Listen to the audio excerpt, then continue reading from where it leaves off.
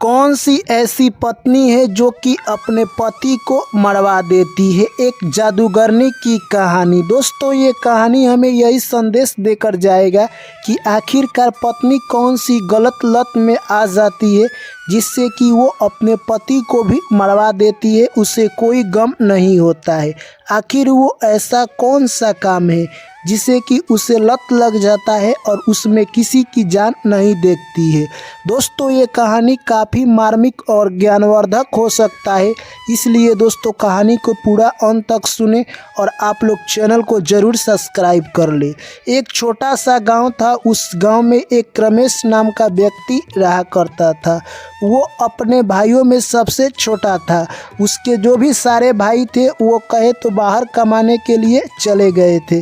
तभी उसका पिता कहते हैं कि तुम दिन भर घर पर बैठे रहते हो, तुम भी जाओ राजा के यहाँ कुछ काम मांग लेना और जो भी काम तुम्हें पसंद आए वही काम करना है। एक दिन रमेश गुस्से में उठता है और सीधे राज दरबार में चला जाता है। जाकर राजा से बोलता है कि हे राजन, मुझे कुछ काम चाहिए, आपके यहाँ जो भी काम है आप दे दीजिए, मैं काम करने के लिए तैयार हूँ।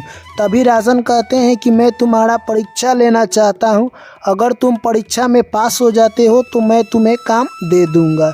उसके बाद राजा ने उस रमेश की परीक्षा ली। रमेश परीक्षा में पास हो जाता है और रमेश को वहीं पर काम मिल जाती है। दोस्तों अब रमेश की ज़िंदगी बहुत आसान हो गई थी। डेली सुबह काम पर चला जाता और शाम को घर आ जाता।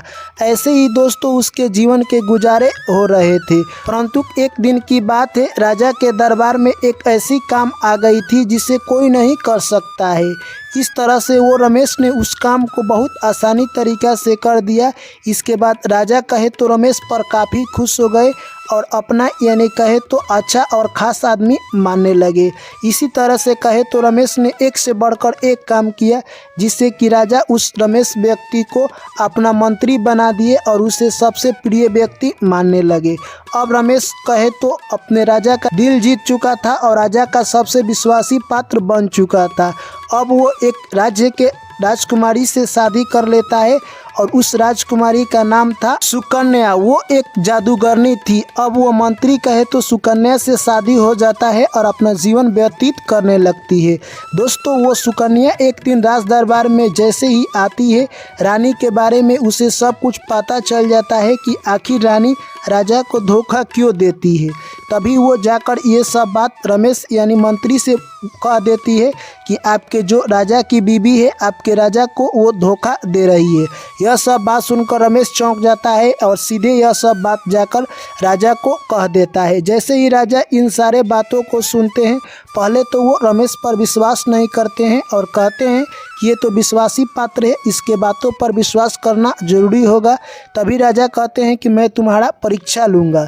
और अगले दिन राजा अपने स्वयं जगह पर एक नौकर को सुला देते हैं और वो जाकर एक पीपल के गाछ के नीचे छिप जाते हैं। तभी उनकी रानी जैसे ही रात्रि होती है उठकर वहां से उस पीपल के पेड़ के नीचे जाती है और वहां पर कुछ जादू करती है। वहां से एक ऐसा सवारी आता है जिस पर बैठकर वो अपने प्रेमी से मिलने के लिए काफ़ी दूर जंगल में चला जाया करती थी। यह सब देखकर राजा दंग हो जाते हैं और वहां से आकर स्वयं अपने घर सो जाते हैं। सुबह होते ही राजा रानी से कहते हैं कि तुम रात्रि में कहाँ गई थी, किससे मिलने के लिए। तभी दोस्तों रानी कहती है कि इसका मतलब है कि राजा ने मुझे देख लिया है।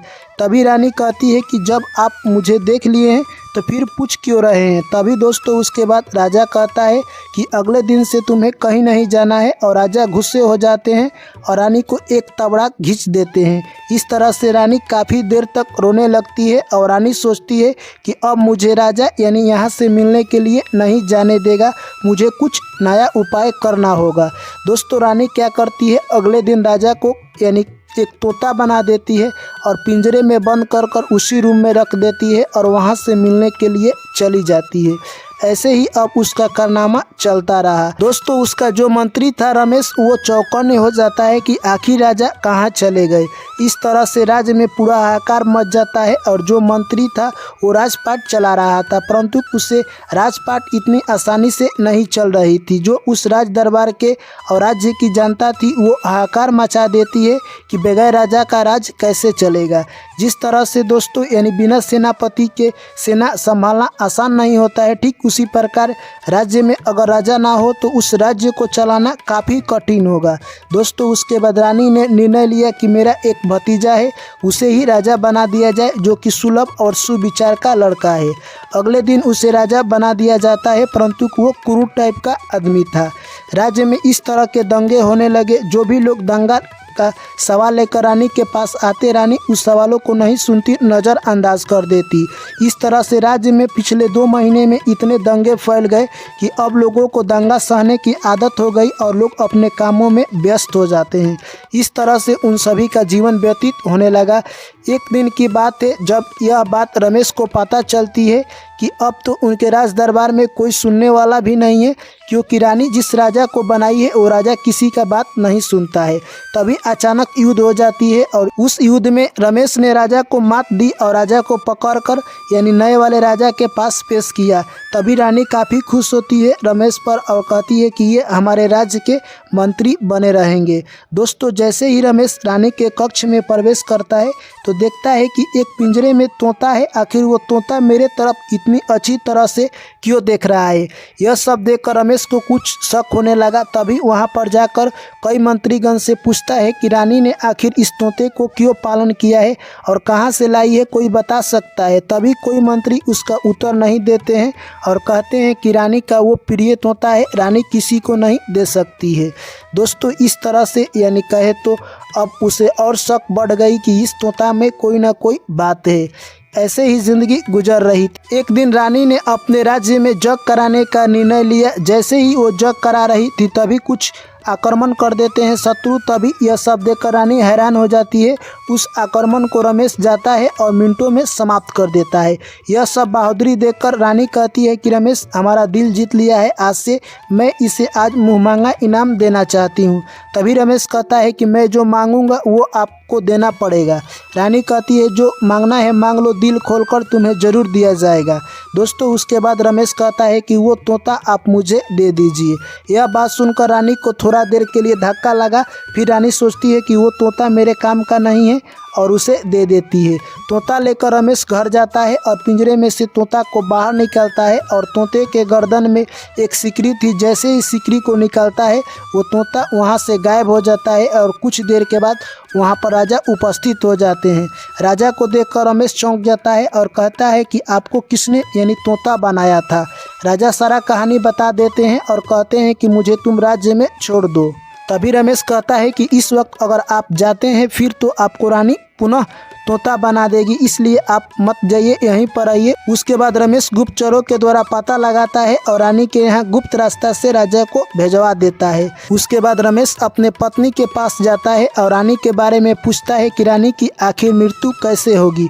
तभी उसकी पत्नी कहती है सुकन्या, रानी के रूम में एक कील ठोका हुआ है यानी पूरब दिशा की ओर, उस कील को उखाड़कर आप आग में फेंक दीजिए, रानी तड़प तड़प कर मर जाएगी। दोस्तों रमेश रात्रि में प्रवेश करता है रानी के कक्ष में और जैसे तैसे छुपकर उस कील को उखाड़कर आगे में फेंक देता है।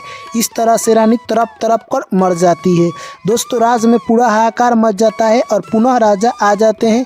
यह सब देखकर लोग चौंक जाते हैं और अपना खुशी खुशी जिंदगी व्यतीत करते हैं। यह सब जैसे ही संपन्न होता है राजा उस रमेश को बुलाते हैं और सभी लोग के सामने उसे बहुत सम्मान पूर्वक यानी कहे तो उसका इज्जत बहुत बड़ा करते हैं और उसे सम्मानित करते हैं। यह सब देखकर रमेश भी खुश और वो अपने पुनः राज्य को लौट जाता है। इस तरह से राजा अपना राजपाट धीरे धीरे चलाने लगते हैं और अपने राजपाट के जो भी जनता थी उनको फिर से खुश करने लगते हैं। इस कहानी से दोस्तों हमें यही सीख मिलती है कि जो औरत किसी दूसरे पुरुष के प्यार में पड़ गई हो तो वो अपना हित और अहित नहीं समझती है, चाहे पति हो या कोई हो उसका जान ले सकती है, जिस तरह से रानी ने अपने ही पति का जान लेना चाहा। और दूसरी बात, जब औरत अपनी मन को बस में नहीं रखती है, दूसरे के प्यार में उलझ जाती है तो वो किसी की बात नहीं मानती है, जिस तरह से रानी अपने पति की बात नहीं मानी। और तीसरी बात, औरत का बदचलन होना उसके लिए विनाश का कारण बन सकता है। जिस तरह रानी का बदचलन होना उन्हीं की जान का दुश्मन बन गया, ठीक उसी प्रकार किसी भी औरत को बदचलन नहीं होना चाहिए। ये 3 प्रकार की औरतें अपने पति का जान ले सकती है।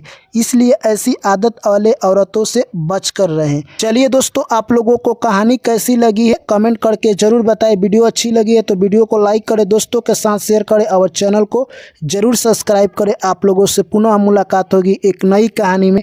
आप लोग मुझे दीजिए इजाज़त। सभी साथियों को मेरा प्यार भरा नमस्कार। जय श्री कृष्ण।